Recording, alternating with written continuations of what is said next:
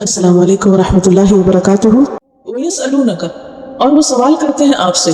وہ سوال کرتے ہیں آپ سے کون؟ صحابہ کرام مسلمان کا آپ سے مراد نبی صلی اللہ علیہ وسلم ہے۔ کس کے بارے میں؟ عن المحیض، حیض کے بارے میں، کہ اس کا کیا حکم ہے، یعنی کہ یہ کیا چیز ہے، ایسا کیوں ہے اور اس میں ہمیں کیا کرنا چاہیے۔ اس سوال کی ایک وجہ یہ بھی تھی کہ مسلمانوں سے پہلے یہود و نصارہ کے ہاں اس معاملے میں بہت افراط اور تفریط تھی۔ افراط اور تفریط کا مطلب یہ ہے کہ یہود اس دور میں اپنی بیویوں سے کسی قسم کا کوئی تعلق نہیں رکھتے تھے۔ صرف یہ نہیں کہ ان کو بستر سے الگ کرتے، بعض کیسز میں گھر سے بھی الگ کر دیتے۔ خود مجھے پرسنلی کلاش میں جانے کا اتفاق ہوا ہے اور وہاں کے لوگوں سے ملاقات کا، اور اس بلڈنگ میں بھی جانے کا اتفاق ہوا کہ جہاں پیریڈز کے دنوں میں یا بچے کی پیدائش کے بعد عورتوں کو گھر سے نکال کے صرف وہاں رکھا جاتا ہے، اور ان سے ملی بھی صرف عورتیں یہ آپ لوگ یہاں کیوں ہیں؟ کیونکہ اس حال میں ہمیں اجازت نہیں کہ ہم گھر میں رہیں، جسٹ لائک ہاسٹل۔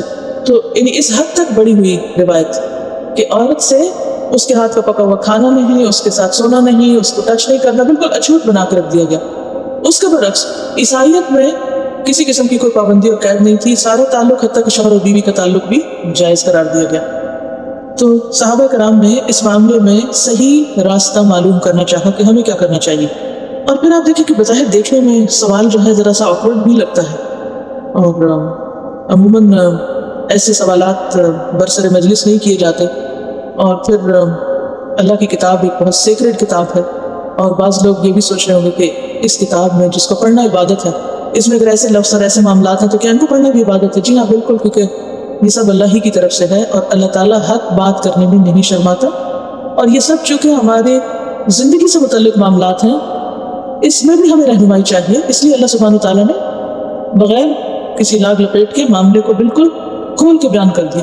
بعض اوقات یہ مشکل بھی پیش آتی ہے کہ آپ قرآن مجید چھوٹے بچوں کو پڑھاتے ہیں یا ایسے ماحول میں کہ جہاں پر قدر ایک جھجک اور ایک گھبراہٹ بھی ہوتی ہے کہ اب یہاں اس بات کو کیسے بیان کیا جائے، یا خواتین کو جب بچے بڑے ہو رہے ہوتے ہیں تو ان کو یہ چیز ایکسپلین کرنا مشکل لگتی ہے۔ اگر آپ اس سب کو ایک نارمل اور ایک فطری چیز سمجھیں کہ this is part of life, part of life کیسے؟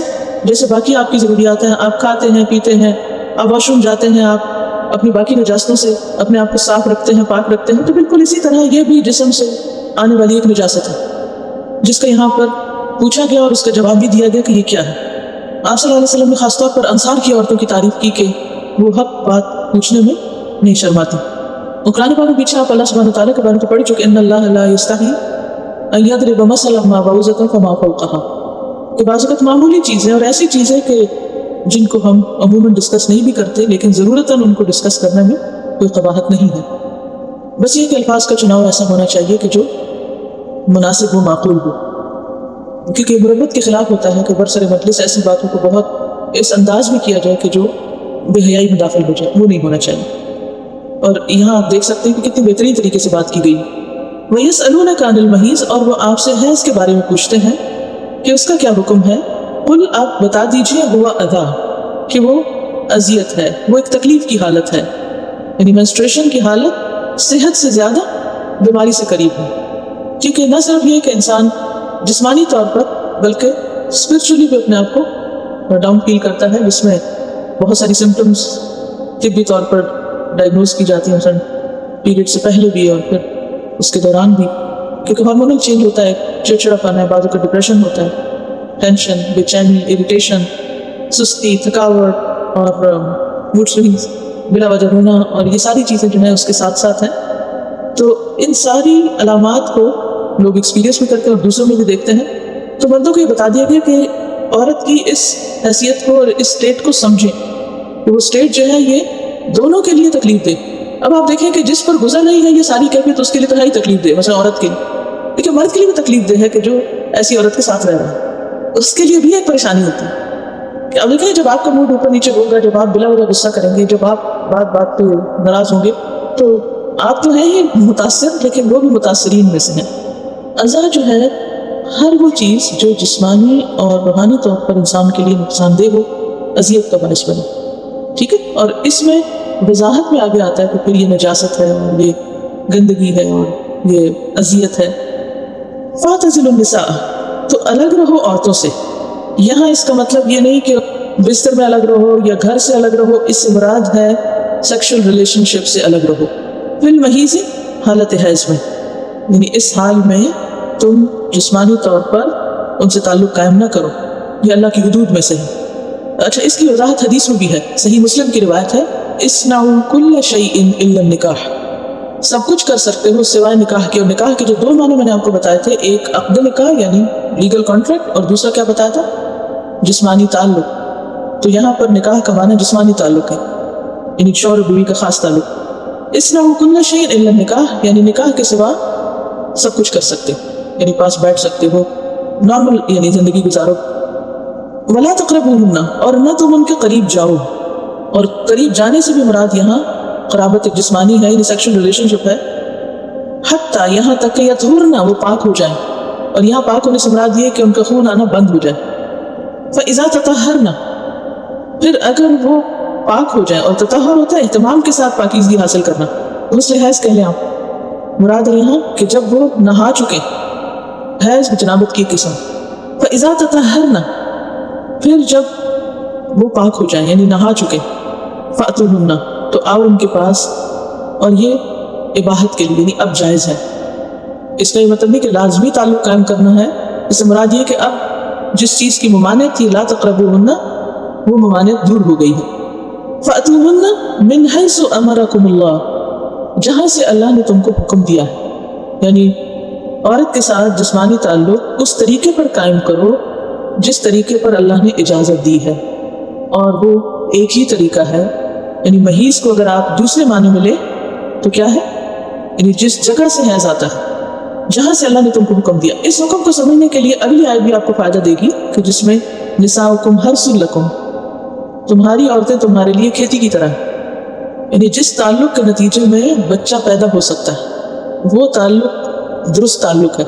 اس کے علاوہ عورت کے پچھلی طرف سے آنا یا اورل سیکس وہ جائز نہیں، کیونکہ حیث امرکم اللہ، اللہ کے حکم کے خلاف ہے. وہ یہ حصہ جو ہے نا، جتنے بھی سوال پیدا ہوتے ہیں کہ یہ کرنا جائز ہے، وہ کرنا ناجائز ہے، ان سب کا جواب اس حصے میں ہے کہ فأتوہن من حیث امرکم اللہ. صرف اس طریقے پر تعلق قائم کرو جس کا اللہ نے تم کو حکم دیا ہے، جس کی وضاحت مزید آگے بھی آئے گی. ان اللہ، بے شک اللہ تعالیٰ، یحب التوابین، محبت رکھتا ہے توابین سے.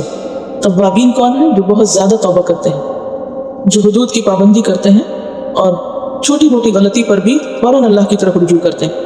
وہ یحب المتطہرین، اور محبت رکھتے ہیں پاکیزگی حاصل کرنے والوں سے، پاک رہنے والوں سے. اور یہ تطہر حیض کے بعد کا تطہر بھی ہے، اور پھر دوسرا تطہر بھی ہے. کون سا؟ شوہر بیوی کے تعلق کے بعد کا تطہر بھی ہے کہ اپنی طہارت اور پاکیزگی کا خیال رکھو. کیونکہ طہارت میں 2 طرح کی طہارت ہوتی ہے، ایک ظاہری طہارت اور ایک باطنی طہارت. ظاہری طہارت میں کیا ہے کہ انسان وضو کرے، غسل کرے، اور اپنے جسم کے اوپر نظر آنے والی ساری نجاستوں کو دور کرے، یہ ہے تطہر. اور باطنی تطہر کیا ہے کہ انسان کے اندر جو دوسرے کے لیے برے جذبات ہیں، یا حسد ہے، یا کینہ ہے، یا بغض ہے، یا نفرت ہے، اس سے بھی اپنے آپ کو پاک کرنا چاہیے. تو شوہر بیوی کا تعلق اللہ کی قائم کی ہوئی حدود کے مطابق ہونا چاہیے، اور اس تعلق میں ایک دوسرے کے ساتھ زیادتی نہیں ہونی چاہیے، ایک دوسرے کے جذبات کا خیال رکھنا چاہیے. اگر کہیں کوئی کمی بیشی ہو جائے انسان ہونے کے ناطے، تو انسان کیا کرے؟ ایک دوسرے سے بھی معافی مانگ لے اور اللہ سے بھی معافی مانگے، کیونکہ اللہ تعالیٰ ایسے لوگوں سے محبت رکھتا ہے جو توبہ کر لیتے ہیں، جو ریپینٹ کرتے ہیں، اور ان لوگوں سے محبت رکھتا ہے جو پاکیزہ زندگی بسر کرتے ہیں، صفائی ستھرائی کا ظاہری اور باطنی طور پر خیال رکھتے ہیں. اب آپ دیکھیے کہ یہ جو ابھی میں نے بات کی ہے نا کہ من حیث امرکم اللہ کی، تو یہاں یہ سوال پیدا ہوتا ہے کہ اس جگہ اس کے لانے کا مقصد کیا تھا؟ اس کا مقصد یہ تھا کہ جس مقام پر حالت حیض میں تعلق جائز نہیں، وہی مقام اللہ کا حکم کیا ہوا مقام. ٹھیک ہے، 12 کے قریب روایات آتی ہیں جس میں عورت کی دبر سے اس تعلق کے قائم کرنے کو منع کیا گیا ہے. اور قوم عود کا عمل بھی یہیں سے شروع ہوا تھا. پہلے ان مردوں نے عورتوں کے پچھلے حصے کو استعمال کیا، پھر اس کے بعد عورتوں کی ضرورت نہیں رہی، مردوں کے ساتھ ہی تعلق قائم کرنے لگ گئے. تو اس چیز سے منع کیا گیا ہے. ایسا کرنے والوں پہ لعنت بھیجی گئی ہے. اور اگر ایسا کرنے کی اجازت ہوتی تو پھر حالت حیض میں تو منع کرنے کی ضرورت ہی نہیں تھی. کیونکہ وہ تو حیض کا مقام نہیں ہے، وہ تو دوسری نجاست کا ہے۔ تو نجاست کے مقام پہ تعلق قائم کرنا یہ متطہرین کے مزاج اور طریقے کے خلاف ہے، اور ایسا کرنے سے انسان نہ صرف یہ کہ انسانوں کا مبغوض نظر ہوتا ہے، یعنی شوہر اور بیوی کے ریلیشن شپ پہ اثر پڑتا ہے، بلکہ اس کے ساتھ ساتھ اللہ تعالیٰ کی نظر میں بھی انسان کا مرتبہ کم ہوتا ہے۔ اللہ ان لوگوں سے محبت کرتا ہے جو تواب ہیں اور متطہر ہیں۔ اب اس میں آپ دیکھیے کہ کتنی خوبصورت آیت ہے اس اعتبار سے، یعنی عورت کے حقوق کی پروٹیکشن بھی ہے اس میں، کیونکہ مردوں کو اگر کھلی چھٹی دے دی جاتی کہ جیسا وہ چاہیں کریں، تو اس صورت میں عورت کے لیے چیز تکلیف دہ ہو جاتی ہے۔ کہ اگر حالت حیض میں اجازت دے دی جاتی تو ایک اور تکلیف، اور اگر حالت حیض کے علاوہ یا اس دوران دوسرے طریقے پر جس کا اللہ نے حکم نہیں دیا اس تعلق کی اجازت دی جاتی تو بھی عورت کے لیے اس میں کیا انٹرسٹ ہو سکتا ہے، اور یعنی تکلیف کے سوا اس کو تو کچھ بھی حاصل نہیں ہوگا۔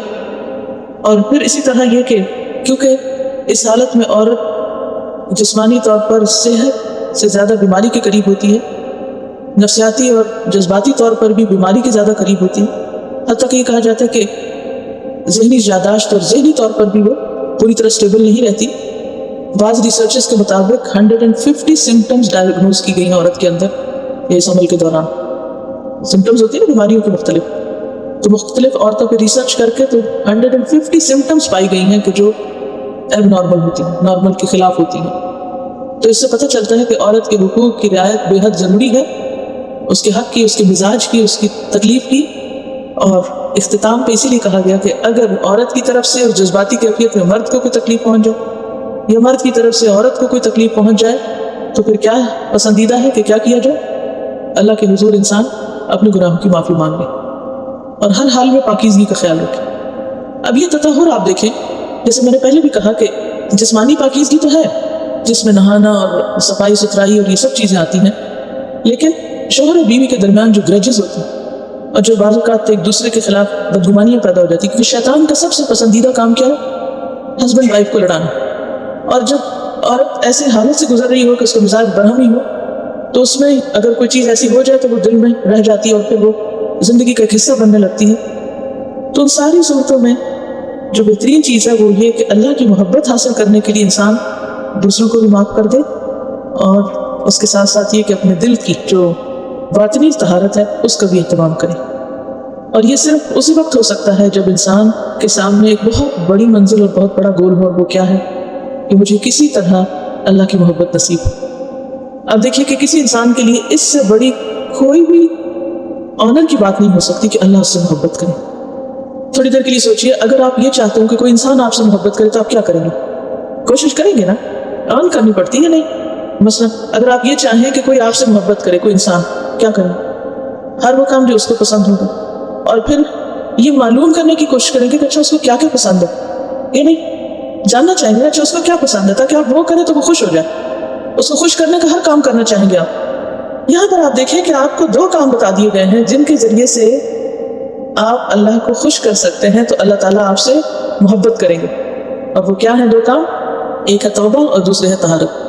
جب آپ وضو کر رہے ہیں، جب آپ نہا رہے ہیں، جب آپ اپنی نجاستیں دور کر رہے ہیں، تو ان سب کاموں کو ایک مصیبت بلائے جان اور ایک ڈیوٹی سمجھ کے نہیں کریں، بلکہ خوشی سے کریں۔ کیا سوچ کے؟ ہم عموماً سجتے ہیں، بنتے ہیں، ہم اپنے آپ کو سنوارتے ہیں، نکھارتے ہیں، کس کے لیے؟ کہ لوگ ہم سے محبت کریں۔ اس سے اوپر اٹھ جائیے، نیت بڑی کر لیجیے۔ اگر میں صاف ستھری ہوں گی، اگر میں اچھی حالت میں ہوگی، اگر میرے بال صاف ہیں، ناخن صاف ہیں، دانت صاف ہیں، ناک صاف ہے، کان صاف ہے، اسکن صاف ہے، تو یہ سب چیزیں مجھے کس کے قریب کریں گی؟ اللہ کے قریب کریں گی۔ اور اسی طرح اگر میرے دل کے اندر سے نفرتیں اور حسد اور بغض اور یہ ساری چیزیں نکل جائیں اور مجھے باطنی طہارت نصیب ہو جائے، تو اس سے مجھے کیا ملے گا عوض میں؟ اللہ کی محبت۔ کیا اس سے بڑی بھی چیز کو چاہیے؟ یہ سب کچھ کیا ہو جاتا ہے؟ آسان ہو جاتا ہے۔ اور حیض کے احکامات میں عورت نماز بھی نہیں پڑھے گی، یعنی شوہر کے تعلق کے علاوہ اس پر کیا منع ہے؟ نماز کی ادائیگی۔ یہ ایک ایسا مسئلہ ہے کہ جو 1400 سال سے متفق علیہ رہا ہے، لیکن ریسنٹلی یہ بہت سننے میں آ رہا ہے کہ کچھ لوگوں نے ایک ایسا فتنہ اٹھایا ہے کہ عورت حالت حیض میں بھی نماز پڑھے، جو کہ درست نہیں۔ اس کے لیے یہ احادیث کو جمع کی گئی ہیں اور صحیح احادیث ہے سب۔ مثلا حضرت عائشہ کہتی ہیں کہ نبی صلی اللہ علیہ وسلم نے فرمایا، جب حیض آئے تو نماز چھوڑ دو، یہ حضور صلی اللہ علیہ وسلم کا حکم ہے، اور جب ختم ہو جائے تو غسل کر لو اور نماز پڑھو۔ یہ سنن النسائی کی روایت ہے۔ ایک اور روایت ہے، ابو سعید خدری رضی اللہ عنہ کہتے ہیں، نبی اکرم صلی اللہ علیہ وسلم نے فرمایا، کیا ایسا نہیں ہے کہ جب عورت کو حیض آئے تو نہ نماز پڑھ سکتی ہے اور نہ روزہ رکھ سکتی ہے؟ ہم نے کہا ہاں. تو آپ صلی اللہ علیہ وسلم نے فرمایا عورتوں کے دین میں کمی کی یہی وجہ ہے، یعنی کئی دن تک نماز نہ پڑھنا بہرحال اجر تو کم ہوتا ہے. حضرت قتادہ کہتے ہیں کہ ہم سے معاذہ نے روایت کیا کہ ایک عورت نے حضرت عائشہ سے کہا کیا جب ہم میں سے کوئی عورت حیض سے پاک ہو تو نماز کی قضا پڑھے؟ تو اس سے کیا پتہ چلتا ہے کہ نماز نہیں پڑھی جائے گی؟ تو کہا کہ کیا پاک ہو تو پھر پڑھے، دوبارہ دہرائے ان نمازوں کو. انہوں نے کہا کیا تو حروریہ ہے؟ ہم کو تو نبی صلی اللہ علیہ وسلم کے زمانے میں حیض آتا، پھر آپ ہم کو نماز کی قضا پڑھنے کا حکم نہیں دیتے تھے. یا معاذہ نے یوں کہا کہ ہم نماز کی قضا نہیں پڑھا کرتے تھے یعنی حیض کے دنوں کی. حروریہ کا کیا مطلب ہے؟ یہ حرورہ سے نسبت ہے جو کوفہ سے 2 میل کے فاصلے پر ایک جگہ کا نام ہے جہاں خارجی اکٹھے ہوتے تھے جنہوں نے حضرت علی کو مارا تھا. تو ان کے عقائد جو تھے وہ دین سے بہت دور تھے. تو انہوں نے کہا کہ خارجی ایسی باتیں کرتے ہیں لیکن نبی صلی اللہ علیہ وسلم کی سنت سے ایسی کوئی بات ثابت نہیں ہے. حضرت عائشہ رضی اللہ تعالیٰ عنہ کہتی ہے کہ حضرت فاطمہ بنت ابی حبیش رضی اللہ عنہا نے رسول اللہ صلی اللہ علیہ وسلم کی خدمت میں عرض کیا اے اللہ کے رسول صلی اللہ علیہ وسلم میں مہینہ بھر پاک نہیں ہوتی. اس کو استحاضہ کہتے ہیں کہ آلویز ڈسچارج ہوتا رہے. کیا نماز چھوڑ دوں، یعنی کبھی بھی نماز نہیں پڑھو؟ رسول اللہ صلی اللہ علیہ وسلم نے فرمایا یہ ایک رگ کا خون ہے، حیض کا خون نہیں ہے. لہٰذا حسب عادت جب حیض شروع ہو تو نماز چھوڑ دو، اور جب عادت کے برابر دن گزر جائے تو خون دھو لو اور نماز پڑھ لو. یعنی استحاضہ کی حالت میں نماز ادا کرنی چاہیے اور شوہر بھی اپنی بیوی سے تعلق قائم کر سکتا ہے. عروہ بن زبیر رضی اللہ عنہ سے روایت ہے کہ فاطمہ بنت ابی حبیش استحاضہ کی حالت میں تھی تو نبی صلی اللہ علیہ وسلم نے ان سے فرمایا جب حیض کا خون ہو تو اس کی رنگت سیاہ ہوگی. یعنی وہ عورتیں جن کو سارا مہینہ ڈسچارج ہوتا رہتا ہے وہ اپنے دنوں کو کیسے پہچانے گی کہ حیض کی رنگت فرق ہوگی. اور یاد رکھو کہ جب ایسا ہو تو اپنی نماز روک دو، یعنی جب رنگ فرق ہو جائے نماز نہ پڑھو. تو اس سے کیا پتہ چلتا ہے کہ حالت حیض میں نماز نہیں، اور جب ختم ہو جائے تو غسل کرو اور نماز ادا کرو. یعنی نماز ادا کرنے سے پہلے پھر غسل کرنا ضروری ہے. ام سلمہ رضی اللہ عنہا بیان کرتی ہیں کہ نفاس والی عورتیں، نفاس کیا ہوتا ہے؟ جب بچہ پیدا ہوتا ہے. رسول اللہ صلی اللہ علیہ وسلم کے دور میں زچگی کے بعد بچے کی پیدائش کے بعد 40 دن یا 40 راتیں بیٹھی رہتی ہیں، یعنی نماز نہیں پڑھتی ہیں. حضرت ام عطیہ رضی اللہ عنہا سے روایت ہے کہ رسول اللہ صلی اللہ علیہ وسلم نے حکم دیا کہ دونوں عیدوں کے دن ہم حیض والی اور پردہ نشین عورتوں کو عیدگاہ میں لائیں تاکہ وہ مسلمانوں کے ساتھ نماز عید اور دعا میں شرکت کریں. البتہ حیض والی عورتیں نماز نہ پڑھیں. تو کہاں نہ پڑھیں؟ عید کی نماز بھی نہ پڑھیں اور عیدگاہ میں جا سکتی ہیں، دعا میں شریک ہو سکتی ہیں. تو اس سے کیا پتہ چلتا ہے ساری احادیث سے کہ حالت حیض میں نماز نہیں ہے، اور جو نماز نہیں ہے اس کو بعد میں قضا بھی نہیں کیا جائے گا. ٹھیک ہے، دعا میں شریک ہو سکتے ہیں. اب سوال تھا یسألونک عن المحیض، اور آپ دیکھیے جواب کہاں تک جاتا ہے، کتنی دور تک قرآن رہنمائی دیتا ہے آپ کو. صرف حکم نہیں بتاتا یہ جائز ہے یہ ناجائز ہے، بلکہ پوری طرح عمل کا ایک میدان فراہم کرتا ہے. نساؤکم، تمہاری بیویاں، حرث لکم، تمہارے لیے کھیتی کی طرح. اس پر بعض عورتیں بہت ناراض ہوتی ہیں کہ نعوذ باللہ قرآن نے ان کی توہین کی ہے، ہم کو کھیت کہہ دیا. حالانکہ آپ دیکھیں کھیت جو ہے اگر ہمیں اس کی قدر نہیں ہے، زمین کی قدر نہیں، تو کسی کسان سے پوچھیں جو اس کا مالک ہوتا ہے کہ اس کا اپنے کھیتی کے ساتھ کتنی محبت کا اور کتنا قریبی اور سنجیدہ تعلق ہوتا ہے. It is a serious matter, اتنا سیریس کہ بعض لوگ اپنی زمینوں کی خاطر کیا کرتے ہیں، جان دے دیتے ہیں. بہت سے قتل زمین کی وجہ سے ہوتے ہیں. تو یہ سمجھایا جا رہا ہے کہ شوہر اور بیوی کا تعلق انٹرٹینمنٹ کا تعلق نہیں ہے، یہ ایک سنجیدہ تعلق ہے، ایک وقتی تعلق نہیں ہے، ایک لانگ ٹرم تعلق ہے جس سے بہت کچھ حاصل کرنا ہے دونوں کو. نساؤکم، تمہاری بیویاں، حرث لکم، تمہارے لیے حرث ہے، کیونکہ اولاد اور نبات پیدا ہونے کے طریقے میں بہت مماثلت ہے. زمین سے جو کچھ اگتا ہے اس کے لیے کیا کیا جاتا ہے، زمین کو نرم کیا جاتا ہے، پھر بیج ڈالا جاتا ہے، پھر اس سے پودے نکلتے ہیں، پھر اس کو دیکھ کر انسان کا دل خوش ہوتا ہے، اس سے انسان کو فائدے حاصل ہوتے ہیں اور انسان اپنی آئندہ زندگی کے لیے سامان کرتا ہے. جن لوگوں کی زمین ہوتی ہے ان سے پوچھیں آپ کہ وہ ایک ایک پیداوار سے کتنے کتنے بینیفٹس حاصل کرتے ہیں. تو اسی طرح اولاد جو ہے وہ انسان کے لیے خوشی کا سامان بھی ہے اور مرنے کے بعد صدقہ جاریہ بھی ہو سکتی ہے، اور بہت سے دینی، دنیاوی اور اخروی فائدے اس سے حاصل ہو سکتے ہیں. نساؤکم حرث لکم، یعنی تمہاری نیت صرف لطف اٹھانے کی نہ ہو، اور صرف لذت کے حصول کا ذریعہ نہ ہو، بلکہ اولاد حاصل کرنے کی نیت بھی ہو. یعنی شادی کیوں کرو؟ تاکہ آئندہ ایک نسل پروان چڑھا سکو. فأتوا حرثکم، تو آؤ اپنی کھیتی کے پاس. یہ باغ نہیں کا، کھیت کا ہے، کیونکہ باغ کا کام کیا ہوتا ہے؟ عموماً صرف خوبصورتی، اور اس میں پھول وغیرہ ہوتے ہیں تو انسان تھوڑی دیر کے لیے ٹہل کے خوبصورت پھول دیکھ کے پھر چلا جاتا ہے. تو صرف یہ نہیں کہ ایک مرد آئے اور عورت اس کے لیے ایک زینت کی چیز ہو، خوبصورت کپڑے اور خوبصورت زیورات اور میک اپ میں بس وہ اس کے دل بہلانے کے لیے ہو اور پھر وہ اسے دل بہلا کے چلا جائے اور بات ختم ہو جائے؟ نہیں، باغ نہیں کھیت کہا گیا ہے۔ فَأْتُوا حَرْثَكُمْ، آؤ اپنی کھیتی کے پاس، اَنَّا شِئْتُمْ، جب چاہو تم۔ یعنی شوہر اور بیوی کے تعلق کے لیے کوئی وقت کی قید نہیں۔ ہاں اس میں یہ ضرور ہے کہ عورت روزے میں نہ ہو، احرام کی حالت میں نہ ہو، اعتکاف میں نہ ہو، بس 3 شرطیں جن کا یہاں ذکر نہیں، حدیث سے پتہ چلتا ہے۔ ادروائز دن ہو یا رات ہو، کوئی قید نہیں ہے وقت کی۔ جیسے بعض کاموں کے لیے اوقات کی پابندی ہوتی ہے نا کہ اس وقت میں یہ کام نہیں کر سکتے، تو ایسی کوئی توہمات نہیں اور نہ اس میں کوئی عیب کی بات ہے۔ تو انا کا لفظ جو ہے ظرف مکان اور زمان دونوں کے لیے ہے، جہاں سے اور جب بھی، یعنی اس میں کوئی ایک خاص پوزیشن یا ایک خاص طریقہ نہیں بتایا گیا، بس مقام بتا دیا گیا ہے، باقی اوپن چھوڑ دیا گیا۔ وقدموا لانفسکم، اور آگے بھیجو اپنے نفسوں کے لیے۔ آگے بھیجو سے مراد کیا ہے؟ کہاں آگے؟ ہمارے آگے کیا ہے؟ آخرت، یعنی اگلی زندگی کے لیے بھی کچھ سامان کرو۔ صرف اس دنیا کا فائدہ مت اٹھاؤ، صرف وقتی لذت کا حصول نہ مطلوب ہو، بلکہ کیا ہو، اس دنیا میں بھی اپنے فیوچر کے لیے کچھ بندوبست کرو، تمہارے بچے ہوں، وہ بڑے ہوں اور دنیاوی سہارا بھی ہو، اور اس کے علاوہ ان کی اچھی تربیت ہو اور وہ تمہاری آخرت کے لیے بھی ایک صدقہ جاریہ ہو۔ ایک تو یہ معنی ہے۔ دوسرا معنی یہ ہے کہ تم صرف شوہر بیوی کے تعلق پر ہی راضی ہو کر نہ بیٹھ جاؤ، بلکہ تم دونوں کا تعلق صرف جسمانی نہیں بلکہ نیکیوں میں ایک دوسرے کا معاون و مددگار ہونا چاہیے، تاکہ تم مل جل کر اپنی آخرت کے لیے کچھ سامان کر سکو۔ یعنی اعمال صالح پہ توجہ دو، اولاد کی تربیت پہ توجہ دو، قدموا لانفسکم، تاکہ وہ تمہاری نیکیوں میں اضافے کا ذریعہ ہوں۔ کیونکہ صرف اتنا بھی کافی نہیں کہ اولاد پیدا کر کے چھوڑ دو اور وہ جدھر چاہے رولے اور جو چاہے کرے، وہ صحیح کرے یا غلط کرے، آباد ہو کہ برباد ہو، نہیں۔ تو اس میں آپ دیکھیے کہ دونوں کو کتنا مضبوط باندھا جا رہا ہے کہ ٹھیک ہے تمہارا باہمی تعلق لذت کا تعلق بھی ہے، ایک خوشی کا حصول بھی ہے، لیکن اس کے ساتھ ساتھ یہ مت بھولو کہ قدموا لانفسکم، کہ اس تعلق کے ذریعے تمہیں آگے کا سامان بھی کرنا ہے۔ واتقوا اللہ، اور اللہ سے ڈرو، واعلموا، اور جان لو، انکم ملاقوہ، کہ تم اس سے ملنے والے ہو۔ یعنی کوئی مرد اپنی بیوی میں اور کوئی بیوی اپنے شوہر میں اس طرح نہ کھو کے رہ جائے کہ وہ اللہ کی ملاقات کو بھول جائے۔ بعض لوگ شادی سے پہلے بہت نیک ہوتے ہیں، نمازوں کے پابند، مسجد جانے والے، دین سیکھنے سکھانے والے، اور بہت سی ان میں رب کی محبت اور ایسی کوالٹیز ہوتی ہیں۔ جو ہی شادی ہوئی وہ ماں باپ کے گھر چھوڑ گئے۔ اب کیا ہے؟ اب تو منزل مل گئی، وہ شادی ہونے کی ہو گئی، وہ تو شاید ٹائم پاس کرنے کے لیے تھا۔ نہیں، شادی کے بعد بلکہ مزید اس چیز کی طرف توجہ دو، کیونکہ شادی کیا ہے؟ انسان کی زندگی کی ایک پیک ہوتی ہے، اس کے بعد پھر آپ کو کچھ پروڈیوس کرنا ہے، آپ کو ایک مضبوط پختہ کردار کے ساتھ آگے بڑھنا، ایک دوسرے کا ہم سفر اور ایک دوسرے کا مددگار بننا ہے۔ اور یہ ہمیشہ یاد رکھو کہ تمہاری ملاقات آگے جا کے اللہ سے ہونے والی ہے۔ پھر تمہارے ہاتھ میں کیا ہے، کیا لے کے جا رہے ہیں، کیا تیار کیا ہے۔ ہمیشہ فکر کرو کہ کوئی ایسا کام نہ کرو، کوئی شوہر بیوی کی خاطر اور بیوی شوہر کی خاطر کوئی ایسا حرام یا غلط کام نہ کرے کہ جس کی وجہ سے وہ اللہ کو منہ نہ دکھا سکے۔ اس میں سب کچھ آ جاتا ہے، اچھے تعلق کی وجہ سے بھی اور خراب تعلق کی وجہ سے۔ بعض اوقات شوہر بیوی کی آپس میں نہیں بنتی، بظاہر شوہر بیوی ہے لیکن کوئی میچ نہیں، نہ ذہنی، نہ روحانی، نہ قلبی، نہ کسی قسم کا۔ اب کیا ہے؟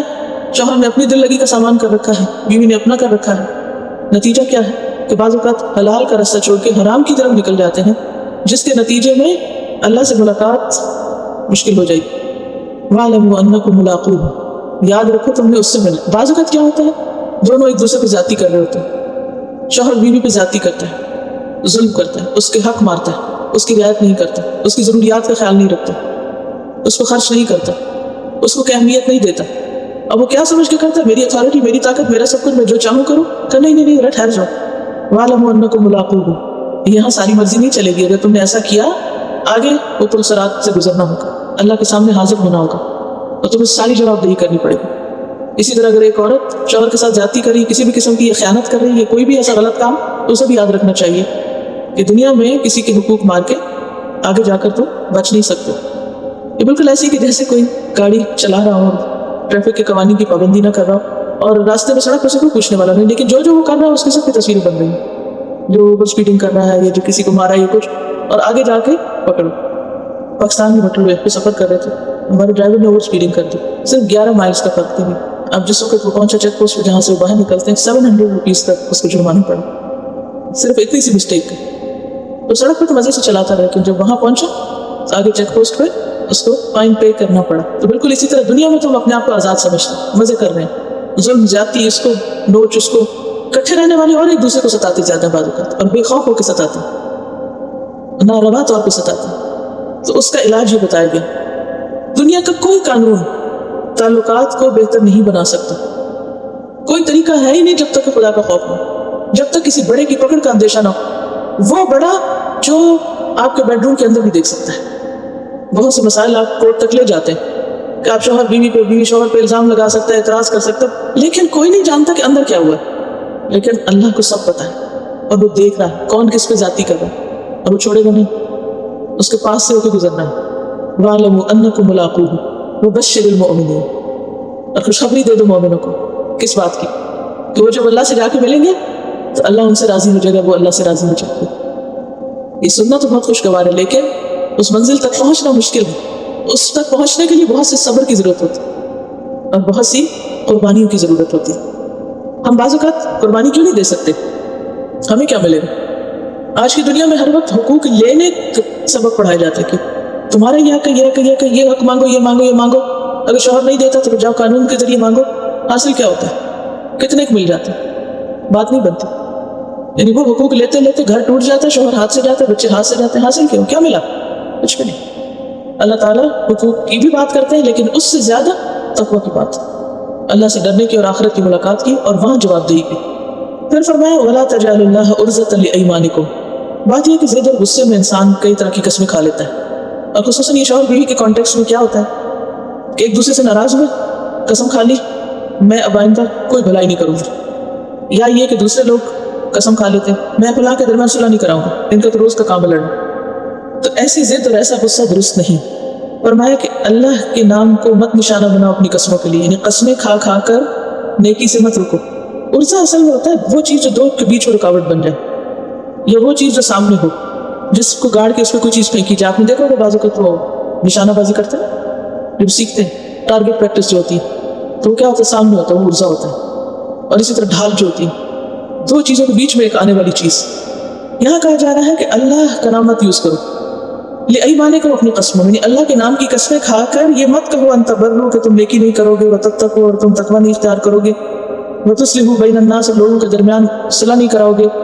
کیونکہ بعض لوگ جب اریٹیٹ ہوتے ہیں, غصے میں آتے ہیں, تو کیا کرتے ہیں, قسم کھا لیتے ہیں. کس بات کی؟ میں فلاں کے ساتھ کوئی بھلائی نہیں کروں گا, میں فلاں کے درمیان صلح نہیں کراؤں گا, فرمایا ایسا مت کرو. اسی طرح اس کا ایک اور معنی بھی ہے, یعنی ایک معنی کریں گے ہم کہ تم نیکی کرو گے, تقویٰ کرو گے, اصلاح کرو گے, اور دوسرا معنی ہے نیکی نہیں کرو گے, تقویٰ نہیں کرو گے, اصلاح نہیں کرو گے. جو پہلا معنی ہے کہ نیکی کرو گے وہ تو سمپل یہی بن رہا ہے ان تبروا وتتقوا وتصلحوا, ٹھیک ہے. اور دوسرا معنی جو اس میں لا محذوف ہے, ان کے بعد لا گرا ہوا ہے, یعنی اس بات کی قسم نہیں کھاؤ گے کہ میں نیکی نہیں کروں گا. اگر کوئی ایسی قسم کھا لے تو اسے کیا کرنا چاہیے, قسم توڑ کر نیکی کا کام کر لینا چاہیے, ٹھیک ہے. مثلا اگر آپ نے قسم کھا لی کہ میں فلاں سے نہیں بولوں گی, تو یہ کوئی نیکی کا کام ہے, آپ کو ایسی قسم کی پابندی کرنی چاہیے. یا کوئی آپ کو بلائے کسی اچھے کام کے لیے کہ آؤ مل کے صفائی کرتے ہیں, تو آپ نے کہا میں نے قسم کھائی ہوئی کہ میں آج کل صفائی نہیں کروں گا, تو آپ کیا کریں, اس قسم کو توڑ دیں. اچھا دوسرا معنی کہ نیکی کرو گے, اصلاح کرو گے, تقویٰ کرو گے, تو اس میں بہت قسمیں نہیں کھاؤ, یعنی بات بات پہ قسمیں نہیں کھاؤ. زیادہ قسمیں کھانا ناپسندیدہ, خواہ نیکی کرنی ہے یا نہیں کرنی, ویسے ہی بات کرو, ارادہ کرو, مگر نہ اپنے اوپر قسمیں ڈالو نہ دوسرے پہ قسمیں ڈالو. کیونکہ بہت لوگوں کی عادت یہ بھی ہوتی ہے کہ وہ بات بات پہ قسم کھا رہے ہوتے ہیں, اور پھر ان کا مقصد کیا ہوتا ہے کہ اپنے آپ کو منوائیں کہ ہم بہت نیکی اور تقویٰ والے ہیں, ٹھیک ہے. ایک اور بات یہ ہے کہ بر اور تقویٰ کے بعد لوگوں کے درمیان اصلاح, یہ بہت بڑا نیکی کا کام, اور خصوصاً ہسبینڈ وائف کے درمیان تو اکثر ہی اونچ نیچ ہوتی رہتی ہے. تو اگر کسی کپل کے درمیان یا دوستوں کے درمیان یا بہن بھائیوں کے درمیان تم دیکھو کہ ان کے تعلقات آپس کے اچھے نہیں ہیں, تو کیا کرو, صلح کرا دو. واللہ سمیع علیم, اور اللہ سننے والا ہے, جاننے والا ہے. کس چیز کو سننے والا ہے, تمہاری قسموں کو, تمہاری باتوں کو. اور کس چیز کو جاننے والا ہے, تمہارے اعمال کو, کہ جو بھی تم نے نیکی, تقویٰ اور اصلاح کی ہے وہ سب اس کو پتہ ہے. مجھے لگتا ہے کہ آپ کو سمجھ نہیں آئی بات. کیا دو معنی کیے میں نے آیت کے, ایک کیا ہے, کس بات پہ قسم کھانا کہ نیکی کے کام ضرور کریں گے, اس کی ضرورت نہیں ہے کہ آپ قسم کھائیں. کیوں, قسم کھائے بغیر کرو. قسم کھاتے رہنا کہ میں نماز ضرور پڑھوں گا, میں قسم کھاتا ہوں نماز پڑھوں گا, قسم کھاتا ہوں روزہ رکھوں گا, قسم کھاتا ہوں کہ میں صدقہ کروں گا, میں قسم کھاتا ہوں کہ میں فلاں کروں گا, یہ مت کرو. لا تجعلوا اللہ عرضة لأیمانکم, اللہ کے نام کو مس یوز نہ کرو, قسمیں کھانے کے لیے ڈھال مت بناؤ. جو کرنا کر لو, اپنے اور عمل کے بیچ میں اللہ کا نام ہر وقت مت لاؤ. ایک تو یہ مطلب ہے. دوسرا کیا مطلب, ان کے ساتھ لا بھی تھا, نہ کرنے کی قسم نہ کھاؤ ضد میں آ کر. بلکہ کیا کرو، اگر کبھی ایسا کر لیا تو اس قسم کو کیا کرو، توڑ دو اور اس قسم کا کفارہ ادا کر دو۔ لا یؤاخذکم اللہ باللغو فی ایمانکم، نہیں پکڑے گا تم کو اللہ تمہاری لغو قسموں میں۔ لغو قسمیں کون سی ہوتی ہیں؟ تکیہ کلام کے طور پہ جو ہوتی ہیں۔ اس کا یہ مطلب نہیں کہ پھر تکیہ کلام قسم بنا لے انسان، قسم سے واللہ، عربی میں ہر بات میں بعض اوقات آپ نے سنا واللہ، حالانکہ وہ صرف ایک عادتاً ہوتی ہے بات، کوئی اللہ کا نام دل میں نہیں، کوئی نیت نہیں، ارادہ نہیں۔ تو اگرچہ اس پر پکڑ نہیں ہوگی، لیکن اس کا کیا مطلب ہے کہ پھر انسان اس عادت کو پکڑ کے جاری رکھ لو، کیونکہ اللہ کے پسندیدہ بندے جو ہیں، جو کامیاب ہونے والے ہیں، ہم عن اللغو معرضون، وہ لغو سے پرہیز کرتے ہیں۔ یعنی بعض اوقات ایک چیز پر آپ کی پکڑ نہیں ہوتی لیکن وہ پسندیدہ بھی نہیں ہے کہ کرتے چلے جاؤ، اس سے بچو۔ تو اللہ نہیں پکڑے گا تم کو تمہاری لغو قسموں میں، یعنی جو بغیر نیت کی تم نے کھا لی۔ لیکن یؤاخذکم، وہ پکڑے گا تم کو بما کسبت قلوبکم، بوجہ اس کے جو تمہارے دلوں نے کمائی کی، یعنی پورے ارادے سے تم نے قسم کھائی، اس میں تمہاری پکڑ ہوگی۔ سورۃ المائدہ 89 میں آتا ہے لا یؤاخذکم اللہ باللغو فی ایمانکم ولکن یؤاخذکم بما عقدتم الایمان، اللہ تمہاری لغو قسموں میں تم کو نہیں پکڑے گا، لیکن تمہیں پکڑے گا جو تم نے مضبوط گرہ باندھی، پکی قسم کھائی۔ اس سے ایک بات یہ پتہ چل رہی ہے کہ دل کے اعمال پر بھی پکڑ ہے۔ دیکھیں، دل کی کچھ تو باتیں ہوتی ہیں اور کچھ اعمال ہوتے ہیں، یہ بات یاد رکھیں گے تو انشاءاللہ بہت سی باتیں آپ اپنی خود ہی سارٹ آؤٹ کر لیں گے۔ دل کی کچھ باتیں ہوتی ہیں اور کچھ عمل ہوتے ہیں۔ دل کی باتیں کون سی ہوتی ہیں؟ مثلا اپنے آپ سے باتیں کرنا، اچھا میں یہ کروں گی، یہ اس نے یہ کر دیا، وہ کر دیا، whatever، کچھ آ رہا ہے جا رہا ہے، بس وہ دل کی باتیں، حدیث نفس، آپ اپنے آپ سے باتیں کرنا، میں آپ سے لڑ رہے ہیں نہیں لڑ رہے، جو بھی کریں۔ اور کچھ ہے دل کے کام، یہاں کہا جا رہا ہے اللہ پکڑے گا تم کو جو تمہارے دلوں نے کمائی کی، تو اس کا مطلب دل بھی کمائی کرتے ہیں، دل بھی کچھ کام کرتے ہیں۔ تو دل کی کمائی کیا ہے؟ نمبر 1 ارادہ، نیت، یہ دل کی کمائی، نیت پر اجر ہے نا، تو وہ اصل میں صرف نیت نہیں، وہ عمل ہے انسان کا۔ ایک تو عمل ہمارا ہاتھ کرتا ہے نا، ہاتھ میں مارا کسی کو، تو یہ کیا ہے؟ ہاتھ کا عمل۔ اب دل باہر آ کے تو کسی کو کچھ نہیں مار سکتا، کسی کو کچھ نہیں دے سکتا، لیکن کیا ہوتا ہے اس کے اندر جو کچھ ہو رہا ہے نا، وہ اس کی کمائی ہے۔ جو چیزیں انسان پکے ارادے سے کرتا ہے، جس میں سب سے پہلے نیت ہے۔ نیت دل کا عمل ہے، ارادہ دل کا عمل ہے، محبت دل کا عمل ہے، نفرت دل کا عمل ہے، خوف دل کا عمل ہے۔ ٹھیک ہے، خوف کیا ہے؟ دل کا، محبت بھی عمل ہے۔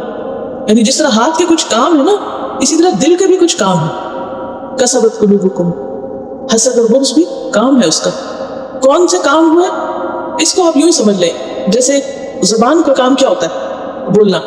2 طرح کے بول ہوتے ہیں نا، ایک آپ سوچ سمجھ کے بولتے ہیں اور ایک آپ لغو بولتے ہیں، بے معنی بے مقصد، بے سوچے سمجھے، ہے نا؟ دونوں کے اجر میں فرق ہے نا، یعنی یہ دونوں کی سزا میں فرق ہے۔ اسی طرح ہاتھ کے کچھ کام ہے، آنکھوں کا کچھ کام، اس وقت بھی آپ کچھ دیکھ رہے ہوں گے، سب کچھ نہیں دیکھ رہے، کوئی چیز غور سے بھی دیکھتے ہیں، ہے نا؟ پر اگر اچھی چیز غور سے دیکھی، اس میں بھی اجر ہے، غور و فکر کیا آپ نے، اجر ہے۔ اسی طرح آوازیں آ رہی ہے باہر سے، آپ کے کان سن رہے ہیں، مگر ایک یہ ہے کہ آپ کھلے دل سے سن رہے ہیں، قرآن لگا ہوا، اور ایک ایک آیت پہ آپ غور و فکر کر رہے ہیں۔ یہ کان کا کیا ہے؟ عمل ہے، آنکھ کا عمل ہے، زبان کا عمل ہے، دل کا عمل ہے۔ تو ارادہ اور نیت اور محبت اور خوف دل کا عمل ہے۔ اسی لیے جو شخص اللہ اور اس کے رسول سے ہر چیز سے بڑھ کے محبت کرتا ہے، اس کو اس عمل پر کیا ملتا ہے؟ جزا ملتی ہے۔ اسی طرح توبہ کہاں سے ہوتی ہے؟ اندر ہے نا، تو اس پہ اجر ہے، اللہ کی محبت ملتی ہے آپ کو۔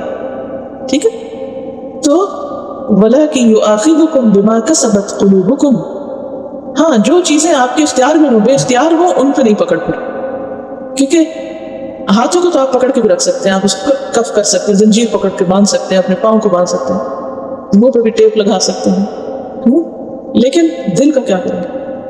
بہت مشکل ہے۔ اسی لیے اس کے ساتھ نبٹنا اور اس کی مسلسل اصلاح اور اس کے حالات کی درستگی جو ہے، کیونکہ دل ہے بھی ہمارے ہاتھ میں نہیں، کس کے ہاتھ میں؟ اللہ کے ہاتھ میں۔ تو پھر اللہ سے دعا کرتے رہنا چاہیے کہ اللہم اہد قلبی، اللہ میرے دل کو ہدایت دے اور مجھے انہی سیدھے راستے پر رکھ۔ واللہ غفور حلیم، اور اللہ بخشش فرمانے والا، بہت بردبار ہے۔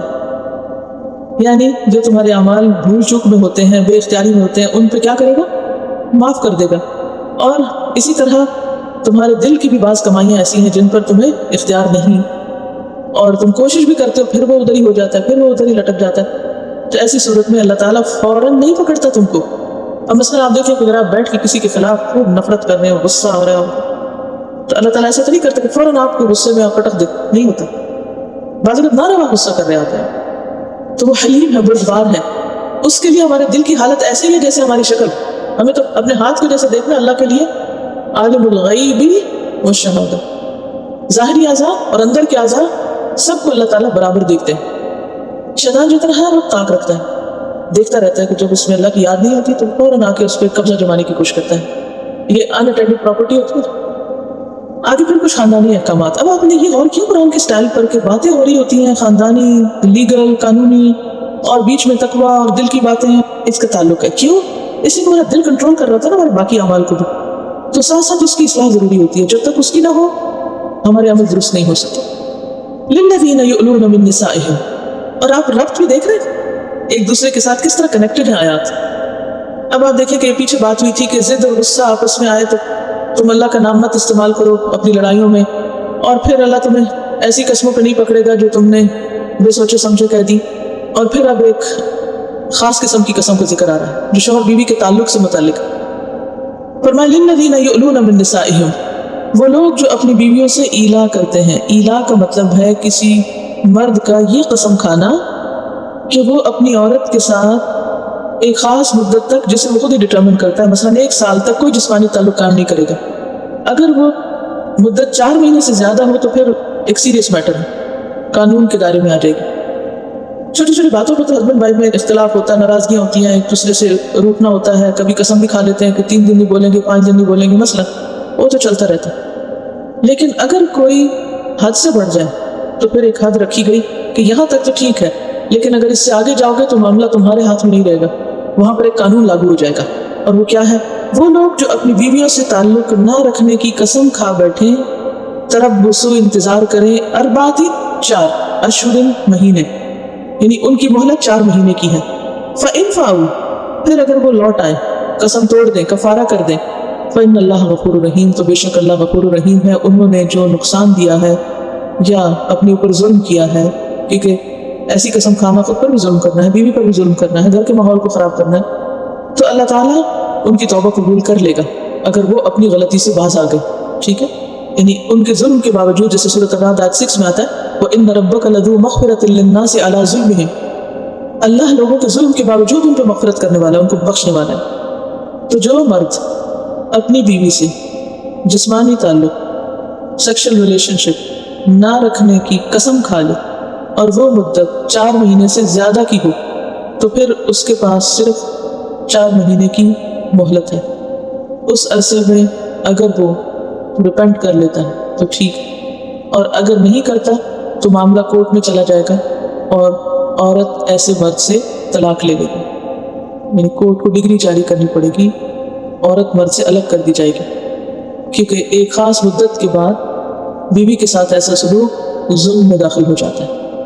ان کا سوال یہ ہے کہ بعض لوگ کہتے ہیں کہ اگر میاں بیوی کے درمیان 6 مہینے کا کوئی تعلق نہ رہے تو پھر اس صورت میں کیا ہوگا؟ علیحدگی ہو جائے گی. خود نہیں ہوتی علیحدگی. اس میں آپ دیکھیں کہ اگر کوئی شوہر قسم کھا لے کہ میں 4 مہینے اپنی بیوی سے مباشرت نہیں کروں گا، تو 4 مہینے تک تو اس کو رخصت ہے، وہ ایسی قسم کھا سکتا ہے، اگرچہ یہ بھی ظلم ہے، لیکن قانونی طور پر اس کو اجازت ہے. اگر 4 مہینے گزر گئے اور پھر بھی اس نے نہیں رجوع کیا، یعنی اس کو 4 مہینے کے اندر رجوع کرنا ہوگا، اور اس کا پھر کفارہ بھی. اگر اس نے رجوع نہیں کیا، 4 مہینے گزر گئے، تو پھر کیا ہے؟ اسے طلاق دینے کو مجبور کیا جائے گا، بلکہ طلاق دلوائی جائے گی اسے. ہاں، اگر کوئی شخص 4 مہینے تعلق نہ رکھنے کی قسم نہ کھائے، ویسے ہی تعلق نہ رکھے، تو عورت اپنا مقدمہ عدالت میں لے جا سکتی. یہ شخص نہ تو مجھے بیوی بنا کے رکھے اور نہ میرے حقوق ادا کرتا ہے، تو میں اس کے ساتھ نہیں رہنا چاہتی.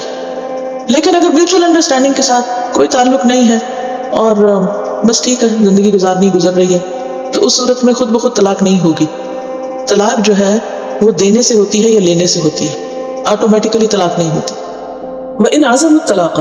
اور اگر وہ پکا ارادہ کر لے طلاق کا تو پھر طلاق دے دیں. فَإِنَّ اللَّهَ سَمِيعٌ عَلِيمٌ. تو بے شک اللہ سننے والا ہے، جاننے والا ہے. کیونکہ طلاق کا لفظ اکثر بولا جاتا ہے تو اللہ سن رہا ہوتا ہے، کیونکہ بہت سے لوگ طلاق کہہ کے پھر بعد میں کیا کہتے ہیں؟ ہم نے تو نہیں کہا. تو یاد رکھیں کہ اللہ سن رہا ہے. اور بعض اوقات بول کے نہیں کہتے، لکھ رہے ہوتے ہیں تو علیم اللہ جانتا ہے کہ کس نے طلاق دی اور کس نے نہیں دی۔ اب عورت کیا کرے؟ والمطلقات، اور طلاق یافتہ عورتیں یتربصن، انتظار کرے، اپنے آپ کو روک کے رکھے، نکاح نہ کرے، بانفسہن، اپنے نفسوں کے ساتھ۔ کتنا انتظار کرے؟ ثلاثۃ قروء، 3 حیض تک، 3 دفعہ پیریڈز آنے کا انتظار کرے، چاہے وہ 3 مہینے کے اندر آ جائے یا عادت کے مطابق 3 مہینے سے زیادہ لگ جائے یا پھر 3 سے کم بھی ہو۔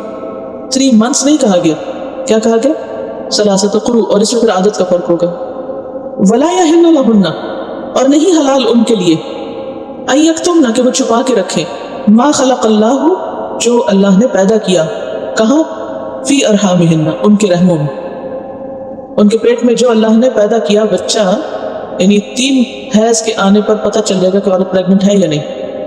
اور اگر عورت کو پتہ چل جاتا ہے کہ اسے پیریڈز آئے ہی نہیں تو 3 ماہ بعد وہ کہتی ہے کہ ہاں ہو گیا کام، اور یعنی وہ پریگننٹ ہے، تو ایسی صورت میں اسے دوبارہ نکاح کرنے کی اجازت نہیں جب تک کہ بچے کی ولادت نہ ہو جائے۔ اس کی عدت کتنی ہوگی؟ ولادت تک کی، جب تک ڈلیوری نہیں ہوگی تو وہ اس کی عدت چلے گی۔ اس کے علاوہ آپ دیکھیں کہ جن عورتوں کے پیریڈز بند ہو گئے، پیریڈز ہوتے ہی نہ ہوں، تو ان کا مدت 3 مہینے ہے۔ اسی طرح جو ابھی بچیاں ہیں چھوٹی، ابھی پیریڈ شروع نہیں ہوئے، ان کی مدت بھی 3 مہینے ہے۔ تو عدت کے 3-4 پہلو یاد رکھیں۔ طلاق کی عدت 3 حیض، بیوہ عورت کی عدت 4 مہینے 10 دن ہے، جن عورتوں کو پیریڈز ہوئے نہیں یا ختم ہو گئے ہیں ان کی 3 مہینے ہے، لونڈی کی عدت 2 مہینے، خلا کے بعد عدت 1 مہینہ ہے، پریگننسی کی صورت میں عدت بچے کی ولادت تک۔ یہ ہے ساری ڈفرینٹ عدتیں، ٹھیک ہے۔ ان کا سوال یہ ہے کہ اگر کوئی شوہر اپنی بیوی سے تعلق نہیں رکھتا اور 4 مہینے نہیں، سالوں کے سال نہیں رکھتا، اگر تو وہ دونوں کی آپس میں انڈرسٹینڈنگ کے ساتھ ہے اور اس نے کوئی قسم نہیں کھائی اور دونوں اس حال میں بھی راضی ہیں، کیونکہ طبیعتیں مختلف ہوتی ہیں، بعض لوگوں کو اس طرح جسمانی تعلق کی ضرورت محسوس نہیں ہوتی اور وہ آپس میں رہ رہی ہیں، عمر زیادہ ہو چکی ہے، بٹ اگر ریزن از، اگر قسم نہیں کھائی اور بیوی کو بھی کوئی اعتراض نہیں اور شوہر کو بھی کوئی اعتراض نہیں تو اس میں کوئی حرج نہیں۔ یہاں معاملہ ہے قسم کھا کے حق سے محروم رکھنا۔ دوسری بات یہ ہے کہ اگر شوہر کو ضرورت نہیں ہے لیکن بیوی کو شوہر کی ضرورت ہے اور شوہر اس کی ضرورت پوری نہیں کرتا تو اس صورت میں پھر خلا لے سکتی ہے، یہ خلا کی ایک بنیاد بن سکتی ہے۔ اور اگر بیوی اپنے حق کو کمپرومائز کرتی کہ ٹھیک ہے کوئی بات نہیں، اگر میں طلاق لوں گی بھی تو کہاں جاؤں گی، جیسے چل رہا ہے چلتا رہے، تو اس صورت میں ایسا بھی کر سکتی۔ 3 حالتیں جس میں شوہر بیوی کے ساتھ جسمانی تعلق قائم نہیں کر سکتا، اس میں نمبر 1 روزے کی حالت ہے، نمبر 2 اعتکاف کی حالت ہے، نمبر 3 احرام کی حالت حج کے دوران۔ اور اس کو بھی آپ دیکھیں کس سے متعلق قرار دیا کہ ان کننا یؤمنن باللہ والیوم الآخر، اگر وہ اللہ اور یوم آخرت پر ایمان رکھتی ہیں تو ایمان کا تقاضا ہے کہ اپنے پیٹ کے بچے کو چھپائیں گی نہیں۔ وبعولتہن، اور ان کے شوہر احق کو زیادہ حقدار ہیں، بردہن، ان کو واپس لانے کے گھر، یعنی حالت عدت میں شوہر کو اجازت ہے کہ وہ بیوی کو واپس بسا لے جب تک کہ طلاق بائن نہ ہو۔ بائن کون سی ہوتی ہے؟ جس کے بعد رجوع نہیں ہو سکتا۔ مثلا پہلی طلاق طلاق رجعی ہوتی ہے، دوسری طلاق طلاق رجعی ہوتی ہے، لیکن تیسری طلاق طلاق بائن ہوتی ہے۔ بائن کا مطلب ہوتا ہے جدائی ڈال دینے والی۔ اب وہ شوہر نہیں واپس لا سکتا، اب وہ عورت وہ ٹائم پیریڈ پورا کر کے اور شادی کر سکتی ہے، لیکن اگر ایک دفعہ طلاق دی اور طلاق رجعی ہے، رجوع کر سکتا ہے شوہر، تو پھر شوہر کا حق سب سے زیادہ ہے کہ وہ اپنی بیوی کو واپس لے آئے۔ وبعولتہن، اور ان کے شوہر احق کو زیادہ حقدار ہیں، بردہن، ان کو واپس لوٹانے کے، فی ذالکہ، اس مدت میں، ذالکہ سے مراد یہاں کیا؟ اس عرصے میں، اس پیریڈ میں۔ کون سے پیریڈ میں؟ عدت کے پیریڈ میں۔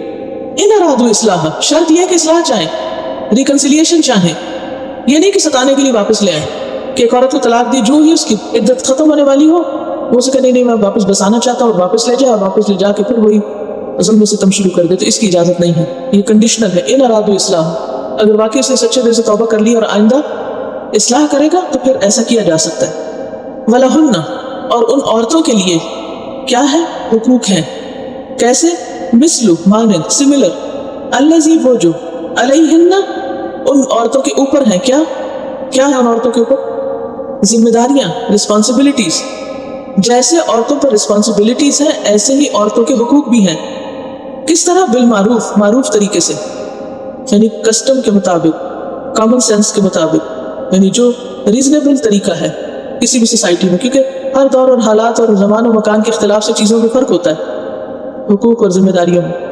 لیکن ساتھ یہ بھی یاد رکھا جائے، وَلِلرِّجَالِ، اور مردوں کے لیے علیہن ان عورتوں پر درجۃ ایک درجہ ڈگری ابو ہے. وہ کیوں؟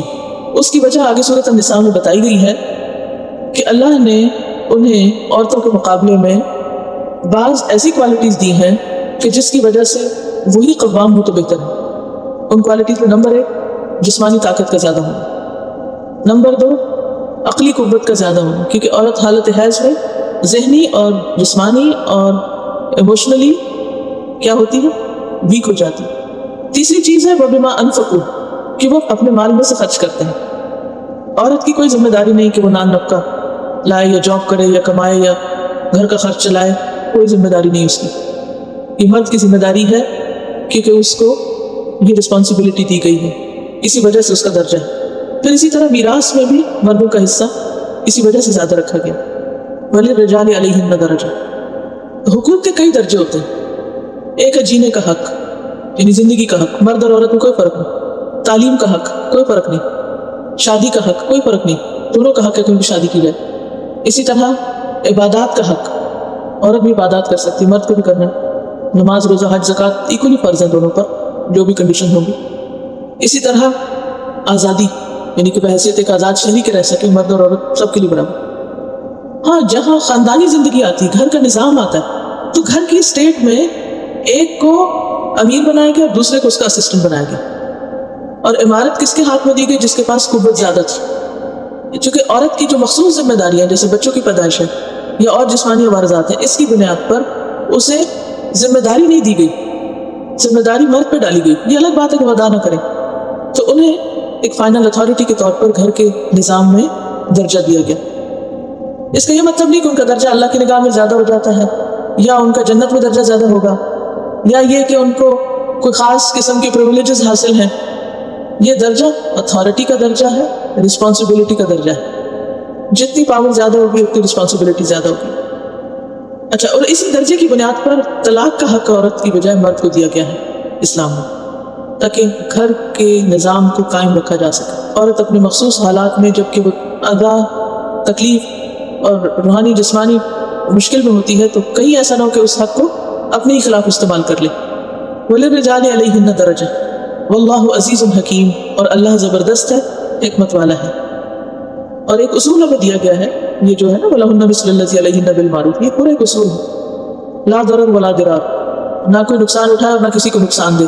ہر ایک اپنے اپنے دائرے میں کام کرے. ہر ایک کے حقوق بھی ہیں اور ہر ایک کی ذمہ داریاں بھی، اور جتنی کسی کی ذمہ داریاں اتنا اس کا بوجھ زیادہ ہے. تو اس میں بھی کوئی ڈسکریمنیشن نہیں کی گئی، یہ ایک سسٹم قائم کیا گیا ہے. اب دیکھیے دنیا میں جتنے بھی ادارے ہیں کام کرنے والے، کوئی کمپنی ہے یا کوئی بھی، تو ہر ایک سسٹم ہوتا ہے. اس میں سب کو باس تھوڑی بنا دیا جاتا ہے، باس تو ایک ہی ہوتا ہے. تو گھر کی دنیا میں بھی ایک ہی باس ہو سکتا ہے، دو نہیں. کسی بھی گاڑی کے دو ڈرائیور نہیں ہو سکتے، کسی کشتی کے دو ملا نہیں ہو سکتے. اگر ہوں تو پھر کیا ہوگا؟ ہاں، ایک آگے اور ایک اس کا مددگار ہو تو یہ ہو سکتا ہے. ایک کے ہاتھ میں کنٹرول اور دوسرا اس کو سپورٹ دے رہا ہو تو اس سے نظام صحیح چل سکتا ہے. پھر یہ کہ ایمان کا تقاضا کیا ہے کہ انسان اللہ کے حکم کو قبول کر لے. اگر کوئی سوال ہو تو آپ کر سکتے ہیں. بوقت ضرورت عورت اپنی طلاق طلب کر سکتی ہے. اس کا انشاءاللہ 22ویں پارے میں پڑھیں گے. طلاق کی تفویض، اس کی گنجائش نکلتی ہے. یہ کنڈیشن ہے نکاح کی کہ ایک عورت کہتی ہے میں جب نکاح کرتی ہوں آپ سے، اگر میں محسوس کروں کہ مجھے نہیں ساتھ رہنا تو مجھے پھر میرے مطالبے پہ طلاق دے دی جائے، تو وہ مطالبہ کر سکتی ہے. اب پھر مطالبہ وہ مانے گا یا نہیں مانے گا یہ پھر آگے ایک اور قصہ، لیکن ایسا مطالبہ ہو سکتا ہے. زندگی میں مصیبتوں کا آنا کیوں ضروری ہے؟ کیونکہ بعض اوقات وہ ہمیں کسی بڑی مصیبت سے بچا لیتی ہیں. اور پھر یہ ہے کہ انسان کی ٹریننگ بھی ہوتی ہے. انسان بھٹی سے تپ کے جو نکلتا ہے، ایک کچی اینٹ ہوتی ہے اور ایک پکی ہوتی ہے. کچی اینٹ کون سی ہوتی ہے؟ جس کو کوئی تپش نہ لگی ہو. اور پکی اینٹ کون سی ہوتی ہے؟ کہ جو بھٹی میں پک گئی ہو جل جل کے. تو وہ جو پکی ہوتی ہے پھر وہ بہت ڈیوریبل ہوتی ہے. اسی طرح یہ ہوتا ہے کہ مصیبتیں ہمیں اللہ سے قریب رکھتی ہیں. مصیبت نہیں، اگر انسان کی زندگی میں بہت نعمتیں ہو جائے تو عموماً انسان غافل ہو جاتا ہے. ایک اور وجہ یہ بھی ہوتی ہے کہ انسان دوسروں کی تکلیف کو محسوس صحیح طور پہ کر سکتا ہے جب خود تکلیف سے گزرتا ہے. تو تکلیفوں کے آنے میں حکمت ہے. اللہ تعالیٰ بندے پر ظلم نہیں کرتا. کیا کیا حکمتیں ہیں؟ نمبر 1، کسی بڑی تکلیف سے انسان بچ جاتا ہے. چھوٹی تکلیف انسان کے کئی ایسے پہلو روشن کر دیتی ہے کہ جو عام طور پہ نہیں ہوتے. دوسری چیز، اللہ کے قریب ہوتا ہے انسان، اجر ملتا ہے اس کو، پختگی اور میچورٹی آتی ہے اور زندگی کی حقیقت پتہ چلتی. دنیا میں دل نہیں لگتا. آج صبح میں جب نماز کے لیے کھڑی ہوئی تو اتنا شدید مجھے احساس ہوا کہ میری روح کو کبھی مرنا نہیں، جسم مرے گا روح نہیں مرے گی، تو مجھے ہمیشہ زندہ رہنا ہے۔ اس سے مرنے آئیں گے کہ یہاں سے مرنا ہے، پھر مرنے کے بعد قبر ہے، پھر آخرت ہے، لیکن اتنی شدت کے ساتھ کہ اچھا پھر وہ آخری پارٹ کیسا ہوگا، اگر وہ اچھا نہیں ہو تو کیا مشکل ہو جائے گی۔ اصل میں ہم جو ایک دفعہ بن گئے ہیں نا، پیدا ہو گئے ہیں، بس اب خاتمہ کوئی نہیں ہے۔ ہم سب کو سوچنے کے لیے اس کا خاتمہ نہیں ہے، اب اس میں فیزز تو آئیں گے مختلف، کہ کبھی ہم جسم کے ساتھ ہیں اور کبھی جسم کے بغیر ہیں، لیکن خاتمہ کوئی نہیں، ہمیشہ ہمیشہ ہمیشہ کے لیے زندہ رہنا ہے، اب مرنا کوئی نہیں ہے۔ کچھ جنت میں چلے جائیں گے، کچھ جہنم میں چلے جائیں، جو جہاں جائے گا اس کو ہمیشہ ہی رہنا۔ تو ہم سب کو وہ کچھ کرنے کی ضرورت ہے کہ جس کی وجہ سے ہم ہمیشہ کی زندگی کو اچھا بنائیں۔ وآخر دعوانا ان الحمد للہ رب العالمین۔